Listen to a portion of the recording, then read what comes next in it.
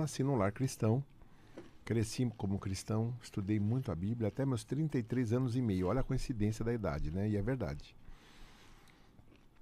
Depois meus estudos me levaram a conclusões aonde eu percebi que não dava mais para ser cristão e nem dava mais para levar a Bíblia a sério do jeito que eu levava. Continuo achando um livro de muita sabedoria, mas não acho mais que é a palavra de Deus, vamos colocar assim.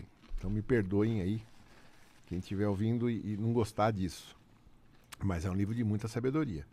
E o engraçado é que... Por que que todo o Ocidente é cristão? Porque os jesuítas, né, eram cristãos, não é? Eram católicos, né? E foram eles que saíram de caravela e colonizaram tanto o Brasil como os Estados Unidos, não é? E difundiram o cristianismo. Agora lá na Europa e para o Oriente, o cristianismo é muito pouco expressivo. Na Europa não, né? Na Europa ainda tem bastante expressividade. Eu quero dizer, se você for lá para o leste, né? Se você for para Moscou, Índia, China, Japão, né? Não tem mais cristianismo, não tem quase. Tem, mas não é como aqui, né? E eu acho legal a gente ouvir, então peço a você, ouça, não é? Tenta ouvir aí com atenção e um pouco menos assim, baixa um pouquinho para poder ouvir, porque talvez algumas palavras vão ser meio doloridas, né? Exu, Umbanda, né?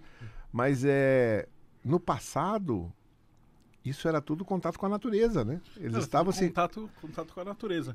E outra, também a Cabala ela é a base da Bíblia. Então, quando você começa a estudar a Cabala, você vai ver que a Bíblia ela fica mais legal do que ela é. Porque você para de ver aquela coisa literal, de tipo, Noé com um barquinho, com os animais. Você parar pra pensar um pouquinho, se você não estiver mais na escola, não faz o menor sentido, né? Tipo, o cara enfiou um monte de animal num barquinho e tal. Mas aí você começa a ver que os judeus eram muito espertos. E os caras manjavam demais de magia. E eles colocavam um simbolismo nessas palavras. Que é o seguinte, pro judeu, a letra e o número, pro hebraico bíblico, ela tem o mesmo valor numérico. Então pra gente o A é 1, o A é A e o 1 é 1. Para eles o Aleph é 1.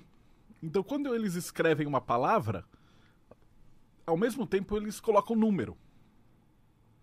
Então é possível que você faça palavras diferentes, que a soma dessas letras dê um número, e aí eles fazem uma troca, como se fosse um código. Então, por exemplo, se eu falar para vocês que a Arca de Noé, a Arca, tem o mesmo valor gemátrico, né, o valor numérico, de escola, que animais têm o mesmo valor numérico de estudantes, que dilúvio tem o mesmo valor numérico de ignorância. Aí você fala assim, opa, peraí, então se eu ler de novo essa história, eu vou falar assim, a Noé, ele viu que estava para ser dominado pela ignorância, ele fundou uma escola e ele chamou alunos de todas as partes do mundo para ficar trancados, estudando fechados, isolados. Até que o nível de ignorância baixasse e eles pudessem sair de volta da escola. Porra, faz muito mais sentido do que a história dos animais e do barquinho. E aí você fala, então eles estavam meio que disfarçando isso. De modo que é uma história para criança, que vai ser perpetuada para sempre, e que contém um baita do ensinamento cabalístico por trás.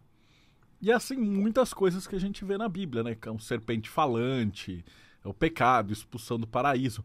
Tudo isso é um código. E aí, como você vai trocando as palavras, você vai aprendendo dentro da Cabalá e você vai entendendo o que os caras queriam dizer. E basicamente ela é um sistema de comportamento, um sistema de vida que é fantástico.